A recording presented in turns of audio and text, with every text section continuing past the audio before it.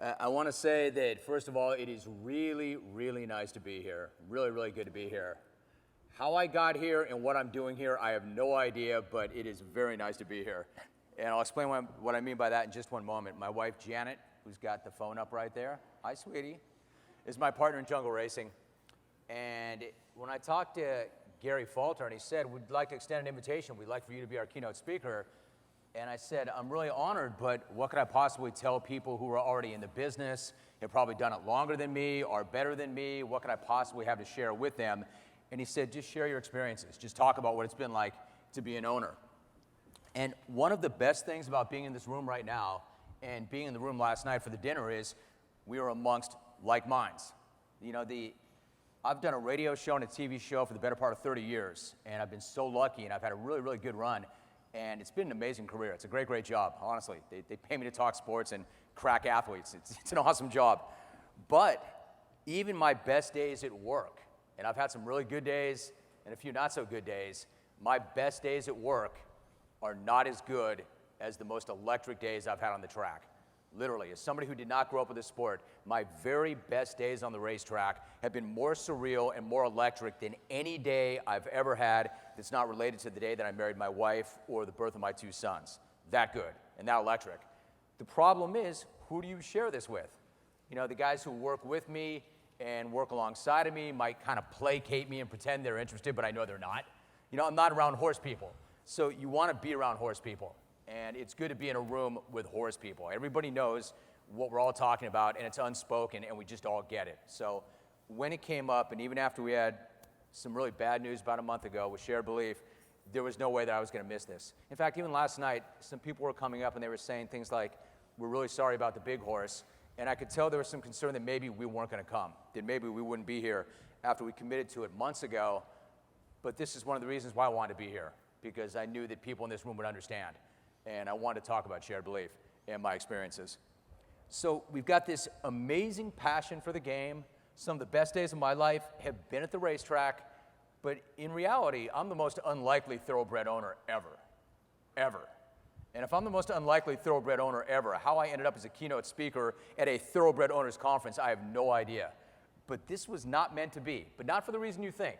You know, I've got this rap that I was the guy back in the day who said, horse racing's not a sport, it's a bet. I was the guy who said some rather unflattering things about the jockeys. And you need to understand a few things. One, I said much worse things about some other sports and was forgiven much sooner than some in this sport. And two, man, I was just kind of young. You do different things when you're younger. I'm 50 now, all right? Nobody wants a 50-year-old smack talker. However, when I was 30, it was okay to talk junk and push buttons and be on the radio.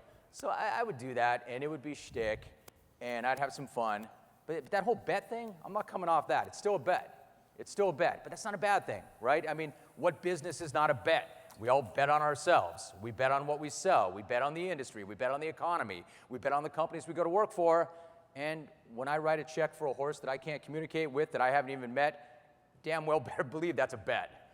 So it's a bet, but it's an exciting bet. It's a great bet.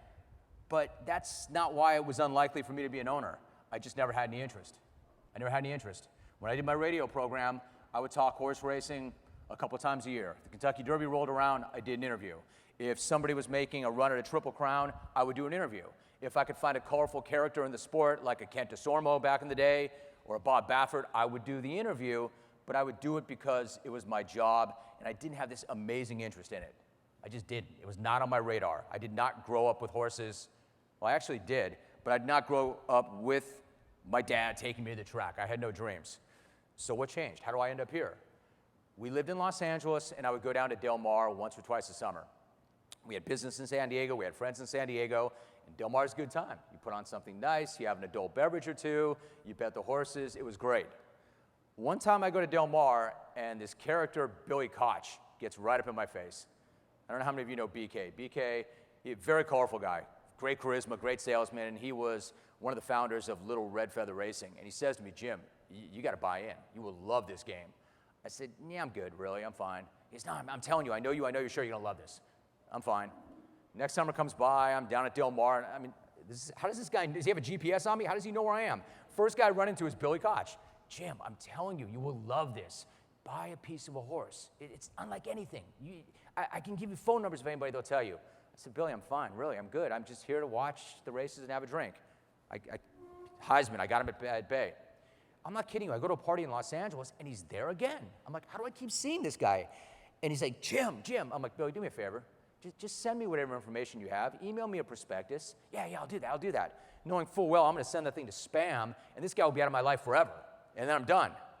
And Billy's smart, though. Billy got Janet's email address. And the email comes, and in our house, we've got these little offices that are butted up against each other. And the email pops in, ding, and I hit spam, and Billy's out of my life forever. But then I hear Janet in the next room say, you know what, we should do this. I said, do what? She said, we should buy that racehorse. We should buy a racehorse. I said, what? You want to buy a racehorse? She said, yeah, it'll be fun. You need a hobby. Get out of the house. All you do is work. Let's do it. It'll be fun. I'm like, you want to buy a racehorse? Yes, let's do it. Let's buy a racehorse. We buy 10% of this colt that was Argentinian bred. We go to Santa Anita. We run a mile on the grass. The horse goes off 15-1. This is my first horse race as an owner. And I'm ashamed to admit how naive I was about the entire thing. I really didn't even know the horse's running style. I didn't know what to look for. I'm like, I host a talk show. I know sports. I didn't know horse racing. I'm watching this race. The horse is running dead last, and I'm like, you are a dumb guy. What did you think? Like you were going to know something like this? But I'll never forget Trevor Denman calling it 8 in a line, wing forward, out of the clouds to win it, wing forward. And it was the most amazing thing I'd ever seen. Out of the clouds. I mean, lightning struck me from out of the clouds. Somebody snuck up behind me and injected me with a drug, and I didn't know it. Because when that horse hit the wire, my life changed in an instant. An instant. Somebody injected me with a drug because I couldn't explain it, but it was the most exhilarating thing I had ever seen. I could not wait to get back to my radio program and talk about this experience. And it was Friday. I'm like, how am I going to get to Monday? I can't believe it. And then I was addicted. It's kind of a crass thing to say, but you know how people say, don't try crack. You may get it. Don't do that. You'll be addicted, and then you'll die. I tried crack. It was horse racing, and it was in my blood, and I couldn't shake it, and I wanted more and more. I was like, I couldn't stop. I said, Billy, when's that horse going to run again? Do you have any other horses I can buy? And I mean, on my forehead, dummy. But and this is one of the messages. I was looking online. I was following the conference online, and a lot of my message is similar to what you've already heard. I was not doing the right things, but man, I was in love. So we have this horse. I buy 15% of a gelding named El Manuel, who I loved. And all of a sudden, and they're running allowance races, and we run 4 races, and we win 3 of the first 4 races. And now I'm like, I'm good at this. I got kind of a knack for this. You know, I'm pretty smart. I'm pretty good at this game. And, you know, it's not as hard as people say. I think I like this. So I'm just looking for more. I don't have a plan. I don't know what I'm doing, but I need more of this drug. So Billy does a deal with Madeline Arbach, who I saw last night, and now we have 25% of the next one, and it's a horse named Hot and Dusty. And Hot and Dusty was this great filly. I loved her, boy. She was so tough. But now I've got 2 trainers, so I'm learning about trainer styles. Mike Pipey trained our first 2, and they ran pretty much like clockwork every 4 to 6 weeks. But Hot and Dusty was with Barry Abrams, and she ran like every other week. And we used to laugh, but we'd say, why work her when we can run her? And I called her my personal ATM machine because she hit the board every single time, and I just kept pulling money out. I'm having the time of my life. Now I've got 3 horses, and they're all competitive, and they're all running, and we're getting paid, and I am having fun. But then, again, I'm not working a plan. I have no plan. I'm falling in love with every horse I see. Very important point, too. Somebody said to me early on, Jim, your problem, I'm telling you, this is going to be your problem. You fall in love with every single horse. Every one. And I looked at this person, I said, listen, maybe one day I'll figure out that this is a business and not a hobby, but we're in the game because we fall in love with every single horse. That's why we love this game already. We love the animal. Racing's great, winning is great, the track in the morning is great. We love the animals. I'm falling in love with every one of them. Yes, that's why we're here. So, and they're running competitively. But then it starts to get away from me because now I'm taking huge swings. I think I'm good. I think I know what I'm doing. And now I'm not buying fractional shares. We're buying horses outright and not cheap horses. I'll never forget, I sent Billy Billy was going to OBS. And I had a budget, and it was a big number, For us, it was a really big number. And we decided on the horses we would target. One of our horses came up. I was about to go on the air on ESPN. I was live at 1 p.m. doing my daily talk show. And I'm on the phone, and Billy's taking me through negotiation. We're at this, we're at this, we're at this, we're at this. We finally hit my number. He's like, should I do it? I'm like, yes, do it. We get the horse. He goes, you got him, it's your horse. 2-year-old at the OBS sale. Billy says, I'm walking over there to sign the ticket. He goes, Jim, I'm shaking. I'm like, you're shaking. You're shaking. I'm going on the air in 1 minute. We buy a horse. But now we're buying horses for a lot of money, and we're 100% owners. And then that's when horse racing kicked in. That's when it all kicked in. In a landslide, it kicked in. All of a sudden, I started to learn the lessons that we all know. They get hurt. They get sick. They need time off. They don't run. They don't earn. The bills pile up. And then all of a sudden, I still love the animal, and we still love it, but we're getting our heads kicked in all of a sudden, and we're not winning. Oh, by the way, we're not winning races. It's not easy to win a race. I had no idea how hard it was to win a race because we were winning races early on, and all of a sudden, it's going sideways on me, and now we're losing a lot of money. And Janet and I would talk about it, and she's like, I don't know that we can keep doing this. Jim, how much money have you spent on this? I said, you told me to get a hobby. She said, not one that was that expensive. And now we're in a tough spot. We're in a tough spot because it's not working. We're hemorrhaging money. Relative to who we are and what we make, it was fun, but we just couldn't do it. And then I had a chance encounter with 2 entities, 2 very important entities in my life. One a horse and one a person. I had seen Ms. Direction break her maiden by 11 lengths, and I had never seen a horse do that before. It was stunning. So I went to Mike Pipey and I said, Mike, what's with that big mare? Tell me about the mare. And he said, Jim, it's funny you ask about her because some of the owners are looking to take some money off the table, and you might be able to buy into that horse. And I said, really? Is that a possibility? He said, I think you can do it. I think you can do it. The second entity in my life was Alex Solis. Alex Solis was a bloodstock agent, the son of the jockey, and Alex was a brilliant, brilliant young guy. He had bought Ms. Direction. He actually bought her twice. They bought her as a yearling, and then she went back into the ring as a 2-year-old, and then he bought her again. So he put the whole deal together. And I said to Janet, listen, here's what we're going to do. One last swing. One last swing. It's a big swing. It's a big check. We take a shot here. If this doesn't work, we're done. And then I'm that guy. Then I'm the guy that came into the business like so many other owners with big dreams, and well, people have had much bigger pockets than me, but spent a lot of money only to crawl away, wounded, licking their wounds, never to be heard from ever again. I was going to be that guy. We had a great time with it, and I wasn't going to be bitter, but I was going to be another one of those cliches. One last try. We're going to get Misdirection. Because they told me, we'll make you the majority owner and you can run in your silks, but here's what it's going to cost you. So I tell this to Janet. I'm like, this is the one. She said, are you sure? I said, sweetheart, it's racehorsing. No, I'm not sure. But I think, and I know we've never been a part of a horse like this. So we get Misdirection. And, I mean, good start. She runs in a little stake. She comes in second, but it's a really good second. And the next thing you know, we're at Del Mar, and we're running in a grade 2. Understand that we've never won a stake race. Here's the other thing. Somebody said to me last night, you got in the business and you had Misdirection overnight, right? Wrong. It may have been pretty quick in relative terms, but we were getting our brains kicked in for about 4 or 5 years, losing a lot of money, and had never even won a stake race in 5 years, and bought a lot of horses. We had never even been in a stake, and Miz is running in a grade 2 at Del Mar. I can't believe this. Like, we're in the game. Came in second. We had to get her to relax, and then she ran a smaller stake in the Sandy Blue, and she won that stake. And we're down there like we're the king and the queen of the world. We won a stake race. And never mind, it wasn't graded, but God, it felt good. And the next thing you know, we're on an airplane to Keeneland to run the Ravens Run. And I'm like, I'm flying to Keeneland to watch a racehorse or a horse race that my horse is favored in? It was astonishing. I was at Keeneland. I mean, the whole thing was so surreal. And Ms. ran well that day too. She was a troubled third, but she was on the poly, and she ran well. But now we're in it.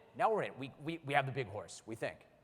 And then the most amazing thing happened. We ran her on the hill at Santa Anita. I think a lot of you know that the Santa Anita Hill track course, it's very unique. It's different. There's not like anything like that in the North America. You swing this way, you go over the dirt. And we thought we'd try her on the hill. Some of the fillies love the hill. And I'll never forget, it was January of 2012. And there was a horse named Unzip Me. You might remember that filly. Good filly, really good filly. And she was SoCal's Queen of the Hill. Queen of the Hill. I'm not gonna lie to you, I was intimidated by the Queen of the Hill. I got it in my head that you don't beat that horse on that track. That's the Queen of the Hill. And we had Garrett Gomez on Miz at that point, and Miz gets out. He swings Miz right, away wide, and she runs right by Unzip Me. And HRTV sent me a copy of the race after the fact, and I'm jumping up and down like I won the Super Bowl. I mean, I'm an idiot, and I don't care. I'm pumping my fist. I'm jumping up and down. It was an amazing thing. One, because the horse, man, we love the horse so much. I was so proud of our girl. Look what Miz just did. She beat the Queen of the Hill, and we got a grade 3. And then people were on Twitter saying things like, hey, moron, you think that felt good? Win a grade 1. And all I could think is, if that's what it feels like to win a grade 3, I can't even imagine what a grade 1's going to feel like, because that felt like the Derby to me. And we go to the winner's circle, and here's Miz in all her glory. I'll never forget, I walked to the parking lot after the race, and this guy looks at me and he goes, Rome. I turn around. He goes, you have the new Queen of the Hill. I just got chills. You have the new Queen of the Hill. So we have this horse, and she wins a couple of races, and Mike Pipey says to me one day, Jimmy, I think you have your Breeders' Cup filly. And you have to all understand, the Breeders' Cup, it was such a pipe dream. To me, I just kind of got it in my head that this only happens to true blue bloods. This happens to old money. This happens to people who have been in this business generations. If I get a good ticket to attend the Breeders' Cup, that's a win. I'm never ever gonna get a horse in the gate at the Breeders' Cup. Until this, we never won a stake race. It's just not for us. But we're having fun. I know my place. Stay in my lane. Miz gets hurt, and Miz needs time, and Miz needs more time, Miz needs more time, and we give her time. I really believe this, and I'll tell you before, boy, that clock is moving fast. Either I'm enjoying my speech more than you are, or that clock is moving fast. Sweetie, you come and get me if this isn't working. We give her time. My feeling is you take care of the horse. You always take care of the horse. Take care of the horse. The horse will take care of you if you take care of the horse. Take care of the horse. It has to be about the horse. The horse will let you know when. And we did that with Miz, and we gave her a lot of time. In fact, we gave her so much time that as we started to get closer to the 2012 turf sprint, Alex Solis said to Mike Pipey, Mike, I think you can run her in that race. She's training well, she's doing well. The race is not showing up as tough as we thought it was going to be. Some of these monsters are not shipping in, and we know she loves the hill. And can you get her ready? And Mike said, yeah, I think I can. And I'm like, you're going to train all the way up to a Breeders' Cup race? No prep? 6 months off? No horse had ever gone 6 months and won a Breeders' Cup race. And we said, let's do it. Why not? Let's take a shot. It's at Santa Anita. Miz hits the morning line at 20 to 1. You know, she'd never been 20 to 1 before. And so now, and just to cut right to the chase, she had never been in a grade 1. She had never won a grade 2. She obviously had never run against the boys, and she had 6 months off. And we're going to run her in a Breeders' Cup race. And she's 20 to 1 on the morning line. Wow. But I don't care. I don't care. The fact that we have a horse that's going to be in the gate at the Breeders' Cup is incredible to me. We go, the wise guys bet her down. They know, horse for course. She knows that track. And when you ship in and you've never been on that track, it's confusing. And my listeners, I think, bet her down a little bit. And she goes off maybe 6 to 1. And I'm watching this race, and I always stand next to Alex Solis during all of our races. And she's far back now. Miz liked to come running. Miz could rate a little. Miz could win on the lead. Miz Direction had never been 10 lengths back in a race, especially a 6.5 furlong race. And she had never been in 10th place. And Mike Smith swings her wide. And I said to Alex, damn, she is backing up. And I'll never forget, Alex said, no, she's not, Jim. She's coming. Look at her. She's coming. And sure enough, Miz starts picking horses off. And I'm like, all right, this is good. This is not going to be embarrassing. And then I'm like, she's running her eyeballs out. I think the big mare is going to hit the board. Big mare's going to hit the board. This is incredible. And then all of a sudden, it hits me. I don't like the phrase, but oh my God, she's going to win. She's going to win a Breeders' Cup race. She hits that wire, and we're all high-fiving and hugging, and my brain just went blank. Miz Direction won the Breeders' Cup. You have to understand, and no offense, sweetie, for months I would go to bed every single night thinking about that horse in that race. Just love my life here always, though. But I mean, can you imagine turning that thing over in your head month after month after month after month? A horse that it's literally one of the loves of my life. If that's the love of my life, that big mare was one of the loves of my life. She won a Breeders' Cup race, and I'll never forget, we walked down there. They're walking her in with a Breeders' Cup blanket on her, like royalty. It was the most astonishing, surreal thing that had ever happened in my life. Better than any day at work. The only things better than that day were the day I married Janet and the birth of my 2 kids. That incredible. we won a Breeders' Cup race, and not we, but our girl that we loved. I could not process it. I could not make sense of it. I couldn't believe it. I just knew that if we never won another horse race ever again, despite all the bad beats, all the losses, all the money, it was fine. It was fine. We had a Breeders' Cup champ. And that was it. It was good. It was all worth it. But she did win more races, and she won another race. And just to skip to the very end of the Miz story, we run her back-to-back, and she's back on the hill, and she's off 5 months again, but we know she can do it because she's done it before. And this time, she goes off as the favorite, and Mike has her closer to the front, and she comes running again, and she wins it again, and now we have a back-to-back Breeders' Cup champion, and I just don't know how this is happening to us. It doesn't happen to people like us, and it's incredible. Now, here's where it got tricky. Before the race, we knew we'd probably send her to auction. We probably would sell her, and it was an incredibly bittersweet thing. And when I talk about some of the best days of my life have been in this sport, some of the saddest days of my life have been in this sport. And I think if you're jaded, you'd probably say, yeah, Rome, I should be so sad. I saw what you sold that horse for. I'm here to tell you, we adored this horse. We loved this horse. This horse was family. And we knew that the second that race was over, whether she came in first or she came in last, she was going to be on a plane within hours to go to Kentucky to be in the sale. We go across the street, we have our celebratory dinner, Janet and I have a couple drinks, and one of Mike Pipey's top assistants, a guy named Rawl, walks us back to the barn, drives us back to the barn, middle of the night, and we got to say goodbye to Misdirection. And we probably, knowing the potential buyers, we're never going to see that horse ever again. We probably will never see her babies. We certainly cannot buy her babies. We got to say goodbye to Misdirection. And we're crying our eyes out. I mean, this is unbelievable. We just won a Breeders' Cup again, but we're never going to see this horse ever again. And it was very emotional. It was a very sad thing. And it's kind of hard to explain to people. It was very, very, very sad. And then she's on a plane, and she's gone, and she goes through the ring. Good day in the ring. But then if people were saying things like, hey, Rome, why are you so greedy? Why can't you run that horse? She's only 6.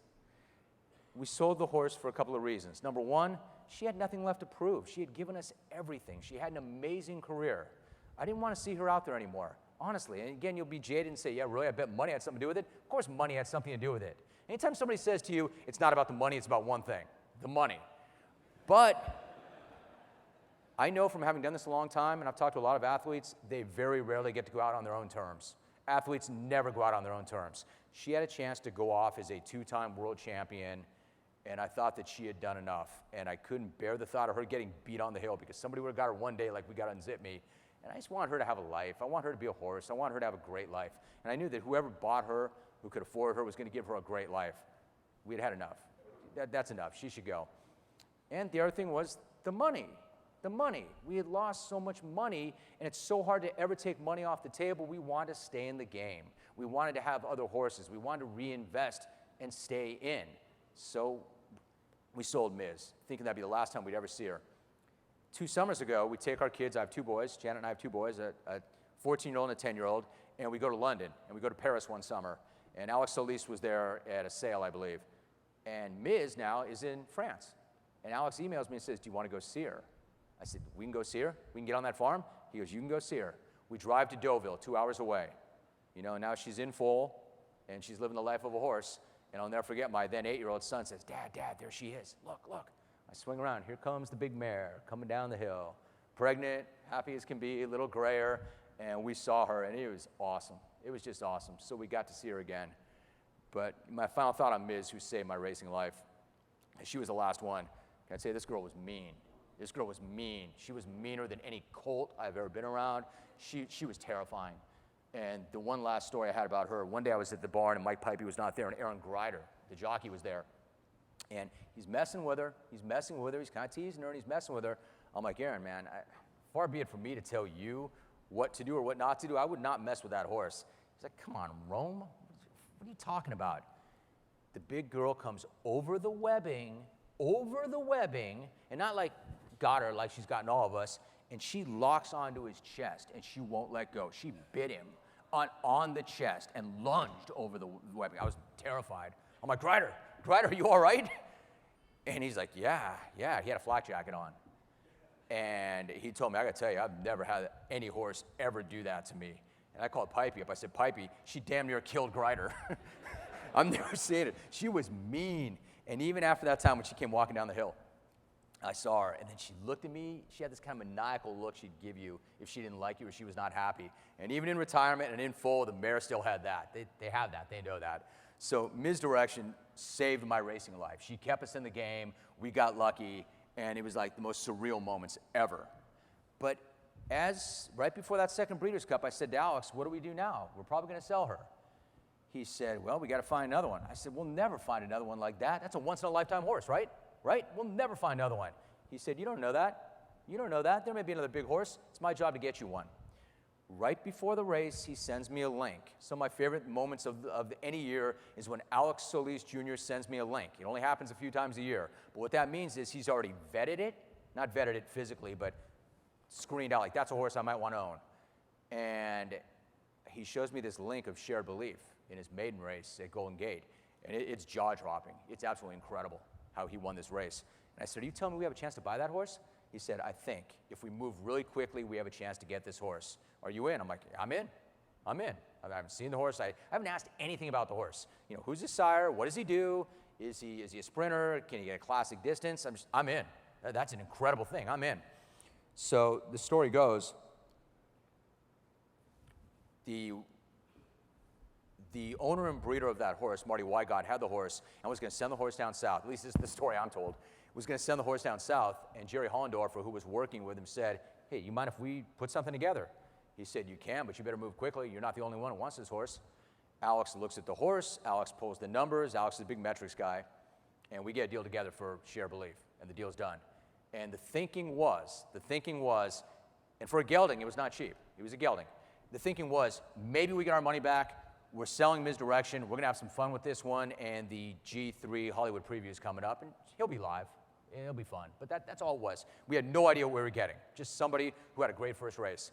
The Hollywood preview was a race that came up only 21 days later, which concerned me. It was too soon, I thought. And there's a horse named Kobe's Back that was in that race. And Kobe's Back had won his first race, which was a stake race, and he won it dramatically, like a very good thing. So we were all very concerned about the best horse on the West Coast, a Kentucky Derby prospect, Kobe's Back. So I'm at home watching this because I can't go to the track. Janet's somewhere else. Alex is somewhere else. And I'm just in my living room watching this race. And Share Belief is doing what he does. He rates well. He's in a good spot. And here comes big Kobe's Back, looming up, large, about to do what he does. And then Corey Nakatani just kind of asked Share Belief. And he was just gone. 3 lengths, 4 lengths, 5 lengths, 6 lengths. And he wins the race, a graded stake race now, the same way he won that maiden race. And I had to pick my jaw up off the ground. I called Alex. I said, Alex, did that just happen? Do I think what I saw, it just happened? He said, it just happened. It just happened. Cash Call Futurity is next. I'm like, whoa. Can you slow this thing down? We're going to run to grade 1 next? He said, not only that, you're probably going to be the favorite. And this thing is spinning so fast, and I have no idea how this happened. How did we find this horse? How did this horse land with us? And then the next thing you know, Share Belief wins that race the same way, and we're on a plane to Florida for the Eclipse Awards. And we had sold Misdirection just 2 months earlier, and I can't figure it out. But we understand that this is an amazing thing. So we win the Eclipse Award, and the first thing Alex says to me is, Jim, whatever you do not get Derby fever. Do not get Derby fever. I'm like, bro, I got this. Derby fever, me? Let me tell you about Derby fever, man. It damn near killed me. I was running like 107 fever, Derby fever. Of course I got Derby fever. You know, the horse is #1 in the future betting, and he's the big horse. You know, I got other trainers are calling me up going, do you know that is a freak, that horse? So, oh yeah, I got Derby fever all right, and I tried not to, but I got sick. And Alex told me not to, and Jerry would always say things like, look, we're not sending him to the Derby. If we go to the Derby, it's going to be because he takes us there, not because we're taking him. All of you are sending us to the Derby. And we're excited. And then we just got to find out, can he run on dirt? But then he missed a work. Then he missed another work. Then he missed a race. And then all of a sudden you find out that there is no Derby. This is what Alex meant when he said 5 months may as well be 5 years, Jim. Be patient. And now we find out what we have. We have an extremely talented horse, but he has trouble with his feet. He has quarter cracks. He had an abscess. This is not going to be easy. And then we make a decision as a group. We're not pushing through this. We're not going to ask him to do something he can't do. Do what's right for the horse. Let the horse let you know. And again, the jaded might say, yeah, tough guy. He's a gelding. That's why you didn't run him in the Derby. We didn't run him in the Derby because he wasn't right, and we wanted to take a long view of it. We thought we could have we thought the horse was very special, so we don't run in the Derby. And then we don't run in the Preakness. And we're on the side, and what's happening down the street from us? Chrome, California Chrome, our next door neighbor, is just blowing up. And the story is absolutely amazing, isn't it? I mean, and for the record, our group had nothing but respect and admiration for that group. The horse was amazing, is amazing. Art and Jerry have been friends 40 years. I'm in sports, all right? You know what people always say, who's your favorite team? Who do you root for? Who do you root for? I don't root for anybody, ever. I don't care who wins or loses, ever. You know what I root for? Something to talk about. I have 3 hours of radio I got to fill every single day. I'm team content. I don't care who wins and loses. People don't believe that. I don't have a favorite team. I stopped having a favorite team when I was 12. That was good content. They were an amazing story, Chrome, and that was good for our sport. So I got a kick out of it. But I'm not going to lie to you, it's hard because we're on the side and we're doing nothing and nobody even remembers shared belief. And deep down, we all thought, the team, we thought we had a horse that could win the Derby. We really thought we had a great horse. But, you know, what can you say? I wasn't even resentful that he was there. He did it. If you're not there, you can't do it. So they're doing their thing. Now, I will tell you this. We quietly had a comeback race at Golden Gate Park, or Golden Gate Fields. It was an allowance race. And I do remember this. I went to the Derby one night, and it was after Chrome had won the Derby, Kentucky Derby. I bring my 9-year-old son up to meet Art Sherman. Art was having dinner with some friends. And my son, who's a huge share belief guy, also got caught up in Chrome. He liked it a lot, Logan. So he went up and he met Art Sherman, and I kind of embellished it a little bit. I said, Art, it's so nice to meet you. This little guy here, he owns share belief. And he goes, oh, that's great. It's great to meet you. And one guy at the table looks at me and he goes, yeah, we saw your race. That was a setup. That was a setup. And I'm like, oh, it was a setup, huh? And I'm like, probably old man doesn't want to talk smack in front of his 9-year-old son, so I kind of, you know, I thought, I said nothing. I thought if by a setup you mean bringing a horse back in a spot against older and not running him in stakes company, if that's what you mean by a setup. But I filed that one away. I remember that one. But then we're starting to come back, right? We run the Los Al Derby. We run on dirt, and that was another question. And Mike Smith's on the horse now. And we didn't know whether or not Share Belief could get it on dirt. He was a freak on the synthetic. Mike Smith gets off the horse, and I said, Mike, what do you think? How do you get over it? He said, Jim, I knew within 100 yards you had yourself a dirt horse. He's fine. He's great. He's got amazing balance. That was the first time Mike had been on the horse. And one of the first guys we run into after that is Steve Coburn from California Chrome. And the cowboy came up, larger than life as he is, and he goes, congratulations, y'all. I got a feeling we're going to run into you sometime. I said, I think so too, Steve. I think we are going to run into each other at some point. So then it's coming together, right? We're back, they're back. Any of you remember a race called the Awesome Again that we ran in, Share Belief ran in? Everything Share Belief had done up to that point was very easy. Everything was easy. He made everything look easy. He had never had any adversity. He won everything by open lengths. Awesome Again, he was 1-5, and he got pushed out by Pedroza, or Espinoza, Victor Espinoza, and it was not a good thing. I mean, he got pushed halfway to the parking lot. He was 5 wide, and I remember Mike saying in an interview after the race, I'd given up on the race. To be honest with you, we lost. We knew we lost. We gave up. He goes, but then the big horse said to me underneath, hey, I'm still here if you need me. I'm still here if you need me. We can do this. And so Mike got after him a little bit, and he came out wide, and he finds a way to dig deep and win that race. And a guy that I know that I respect a lot, that I always talk to about the races, said to me right after the race, he said, Jim, you know that's your best win ever. That's his best win ever. He's never had to do anything like that before. And I remember at that point, it was really important that we found out that Share Belief not only was, he was very talented, he was very gifted, he was explosive. Man, this horse was fierce. He was fierce. He had grit. He was courageous. He was not afraid. We had never seen him do anything like that before, not even when he won the Pacific Classic. So I felt great about that. And then I ran to a journalist shortly thereafter, and he said to me, you know, are you concerned about having to run in the Breeders' Cup Classic after a race like that? Took a lot out of him, right? I said, no, I'm not concerned at all. In fact, we learned something about that horse. He needed that. That's good. That's good. And the guy kind of looked at me like, yeah, I don't know, Jim. And I remember thinking, no, it's fine, it's good. Then the ill-fated Breeders' Cup Classic. We go in, we're favored, and you'll love this. The irony of that race is I liked my post position. Right until Byron sawed us off. You know, so that was interesting. That was a very controversial race, as you might imagine. You know, that race was televised by NBC, and if you're an owner, what they do is they stick a camera right in your face. They want the reaction. And this is the biggest race of our entire lives that we're waiting for. And we come out of that gate, and Byron smashes right into Share Belief, just saws him off. And then the horse has got to check up another 100 or 150 yards later. I mean, it was a lot of adversity, and we know how the horse came out of that race. He was banged up pretty good. And not only that, Bayern. What do we know about Bayern? We know that that horse was extremely dangerous with an easy lead. We all knew in that race that if that horse got out there on an easy lead, he was going to be tough to beat. I think Bayern knew that also because he not only smashed into us, he took care of Marino as well, who was the speed that we were counting on. So this does not go well, right? We come in fourth, and our dreams of, I mean, it was up like that. And immediately people are coming to me. What do you think? What do you think? What do you think? I got this guy I know in racing, another owner, who's going, what the hell's the matter with you? Why are you not saying anything? That's not all right. That's not all right. And I'm going to tell you why I handled that then and the way I'm going to handle it the way I am right now. When I do my radio show, and I've done this for years, I've got a concept. Scoreboard. Look up at the scoreboard. Nobody cares that you're injured. Nobody cares that the referees jammed you. Nobody cares that the schedule makers didn't do this thing the right way. Scoreboard. Look up at it. They won, you lost. That ends every argument. I just don't want to hear the whining. I don't want to hear it. And that's what happened to us. We did not have racing luck that day. You have good racing luck, you don't have racing luck. That day, we did not have racing luck. I was not going to say, take that horse down, because you're not taking down the horse that won the Breeders' Cup Classic. And by the way, I just wasn't. It just was not our day. And I will say this about the sport that I find kind of curious. I find it curious when people say, our horse likes it on the outside, not on the inside. And? Or our horse likes being up front. Everybody knows that he likes being up front, and you ran yours at ours even though you had no chance to win. And you know, this is racing. This is sports. This is life. And I was not going to be one of those guys who said it then, and I'm not going to say it now. My only frustration with that race was I felt deep down that the field did not get Cher Belief's best shot. That was my frustration. If your best beats our best, I will tip my hat to you and say, you have a better horse. Or at least you had a better horse that day. My feeling was they did not get our best shot, and that frustrated me. But can I tell you this?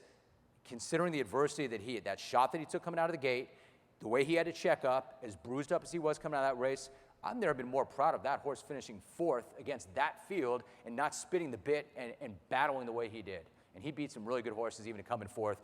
3 3/4 lengths or 3 3/4 lengths back of some horses that had beautiful trips. Never been more proud of Cher Belief. Was disappointed and frustrated, but that's racing, right? That's racing. We run him back in the Malibu. He wins a sprint next month. So now you've got a horse that won at 1.25 miles and then dialed back to 7 furlongs in a sprint in a grade 1, and he won that. And it was never enough. Like, yeah, well, he beat a 72-1 shot. You mean the 72-1 shot that came right back and won a grade 2? Then unfortunately, he passed as well. But my point is the horse was so versatile, and it was so neat. And it happened. It happened.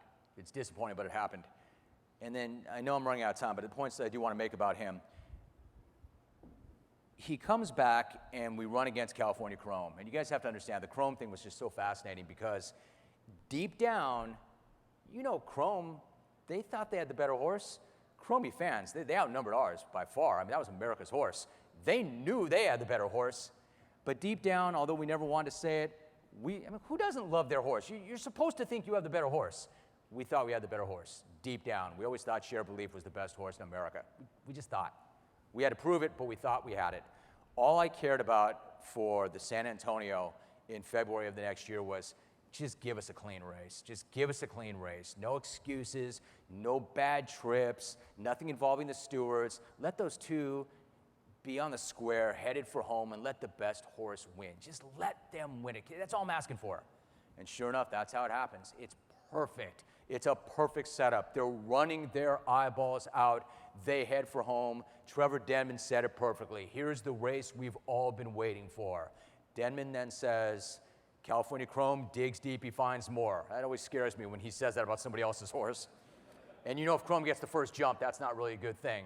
But our feeling with Cher Belief was, maybe he wasn't the fastest, maybe he wasn't the quickest, but if he was there, you were not going to outfinish that horse. He didn't get outfinished. He just did not like to lose, and he had that gear. He could cruise at a high rate, and he had that gear. And although I was in a hotel room in St. Louis when it happened, when he blew by California Chrome, it was an amazing moment. We were so proud. And I think although that was a grade 2 and we had won 5 grade 1s when it was all said and done, I think that might have been his finest moment. The way he dug deep and he ran by the horse of the year and to do it emphatically, and Chrome ran a great race. I think our team would probably tell you that might have been our finest moment with Cher Belief. It was an amazing thing. It was exhilarating. I wish I had been at the track to see it. And then he won the Santa Anita handicap, and he did it without Mike lifting a hand, and now he's at the height of his powers. And then we have to decide what to do next. And we talked about Charlestown. We talked about West Virginia and the Classic, and there was that talk. It's a small ring. It's a bull ring. Do you want to run your horse in a bull ring? And the team talked about it at great length. And I know there's a lot of people who've had thoughts about what happened to him in that race. Jerry had been there. Mike had been there. We had to get him on a plane. He had never traveled before, and we had to see how he'd ship. And I got to be honest, he was the top-ranked thoroughbred in the world at that time. He was number one, and it was a lot of money. We run him there. I'm watching on TV. He gets out of the gate badly. I think that's all right. Mike's going to get him in the race. He does not get in the race.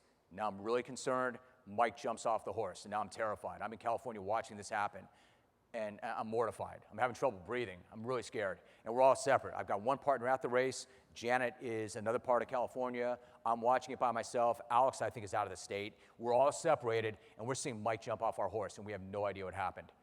And it really was. It was terrifying. Come to find out, we get through the day that it's not life-threatening, and that's good, but he's got a fractured hip, which is not good. So we send him to Pegasus, and again, we make the decision. We will give him as much time as he needs. If it's 6 months, fine. If it's a year, fine. If it's a year and a half, fine. Do right by the horse. Do right by the horse. And we gave him time. And for 4 months at Pegasus, he did nothing. I mean, stall rest, nothing. The horse is so animated, they can't let him out of the stall. Who knows what he'll do? And by the way, Mike saved his life, I think, that day. Mike knew. Mike jumped off the horse, because if you watch Share Belief, he still wanted to run.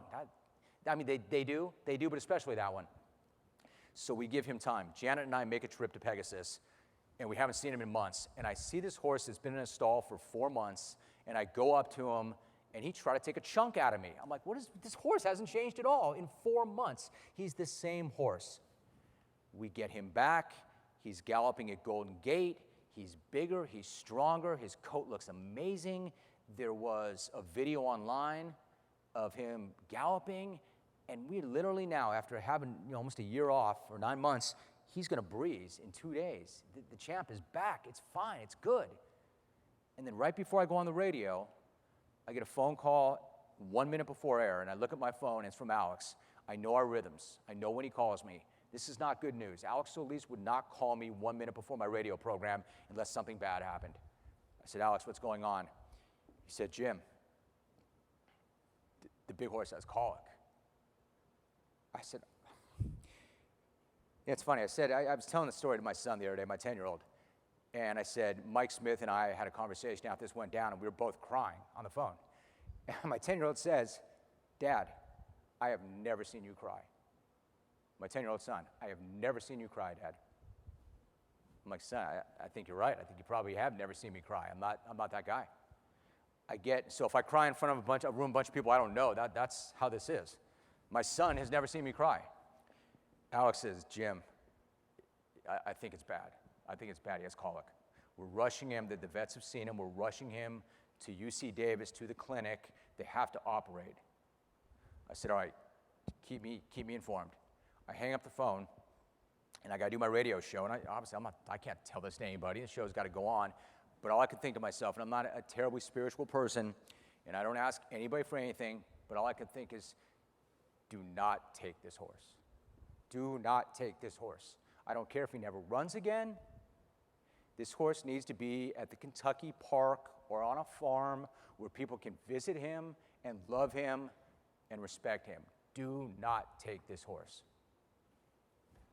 About an hour and a half later, Alex calls up and says, Jim, they couldn't save him. They couldn't save him. And now I'm doing this radio show, and I'm like, Share Belief is gone? The horse is gone. I finish the show, I go to my office, and I'm just a 51-year-old man crying at my desk.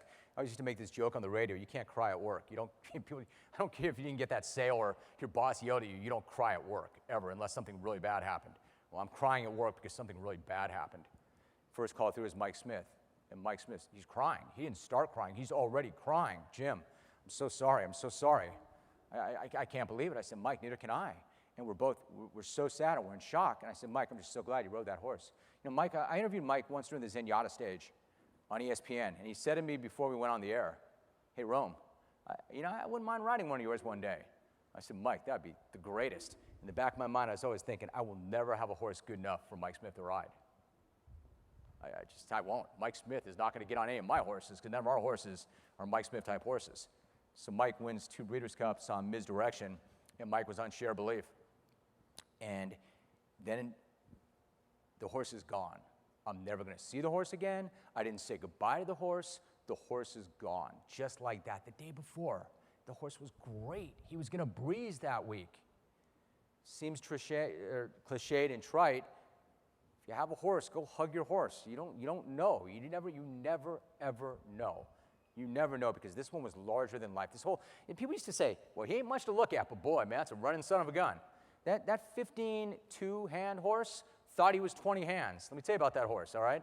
He was larger than life and bigger than life. And then once the shock wears off, the sadness sets in, and it's been very difficult. It's been very, very hard. And I think that some of you involved with this might have been concerned that we were not going to come after that happened, but I wanted to come after that happened because I knew that I could be with people who would understand. And the thing that's made us feel a little bit better is people knew the horse, people loved the horse, people admired the horse. I'm so proud whenever I see somebody in the business say to me, Jim, that was an amazing horse, because I know you know what you're talking about. And all I could say about Share Belief is, my final memory about him. And we're going to get to a point. It's still sad, it's still hard. But I'm going to get to a point one day, where I'm only thinking about the good times and how lucky we were, because we know this. We are so lucky to have a horse of a lifetime in our lives. We're all better for it. We're all better for it. And who am I to say how sad I am? I'm sad for the people who live with the horse, the grooms, the people who took care of the horse, you never come back from something like that. But we had him, and he gave us some thrills of a lifetime. But the thing that I will always remember about him, as athletic as he was, as explosive as he was, as gifted as he was, this horse was fearless. He was absolutely fearless. And he showed us his grit when he came back in the Awesome Again. He showed us his grit in the Breeders' Cup Classic. He loved his job. He loved to run. He loved to compete. He was an alpha. He was one of those horses like, if you think of an NFL locker room, we've got the biggest, baddest guys ever. Imagine a guy on an NFL football team who goes maybe 5'7" or 5'8", walking in front of that team and saying, I'll take any of you, anytime, right now. Let's do this. Here I am. Come and get some. And you look at that locker room, and none of these monsters say anything, and that guy goes, yeah, that's what I thought, and walked away. That's Share Belief now. That's Share Belief. That was Share Belief. He used to walk into the paddock at Santa Anita. It would take 2 guys to keep him on the ground, and when they'd walk into a race, he was a gladiator. He loved it. He was such a neat horse to be around. My clock reads 0, so my final thought is this. Where does that leave us? Where does that leave us? Penny Chenery sent me a note after Share Belief passed, and it meant so much to me. Somebody said to me, she wants to send you a note. She does not do email, but she wants to write you a card. What's the address? And Penny said, Dear Jim, I'm so sorry for your loss. It's so hard to find a good one and so unfair when you lose one. But just remember, stay with the horse, people. The highs will still outweigh the lows. Stay in the game. And so I've done some soul searching now, because I've had the highs and I've had the lows. I've had both. And I ask myself, what's more intense? The high of the high or the low of the low? Did I feel better when Misdirection won that first Breeders' Cup, or did I feel worse when we heard about Share Belief? And the honest answer is, I felt worse when I heard about Share Belief. However, we're going to stay in the game. And because in time, I'm going to remember only the good things about Share Belief. And you look at our portfolio right now. I mentioned the 2 entities that changed my horse racing thing. It was Miz and Alex Solis. Alex Solis is a bloodstock manager, and I know a lot of you talked about this in groups, but they manage everything for us. They pick our horses, they pick our trainers, they tell us where they think we should run them. He manages our portfolio, and we have other horses. Last year, Janet and I, well, Janet may not know all this, but Janet and I partnered up in 5 yearlings that are now 2-year-olds. They were, for us, very big swings, so we're excited about them. We partnered up in a 3-year-old filly named Stays in Vegas, who is a stakes winner who just took 2nd in a Grade 1 dirt race in the Starlet. So we're excited about her. We have a Pioneer of the Nile, 3-year-old who has not run yet. He's had some foot issues, but he's doing very well. That makes, I think, 7. I took part in a pinhook program. Janet doesn't know that yet either.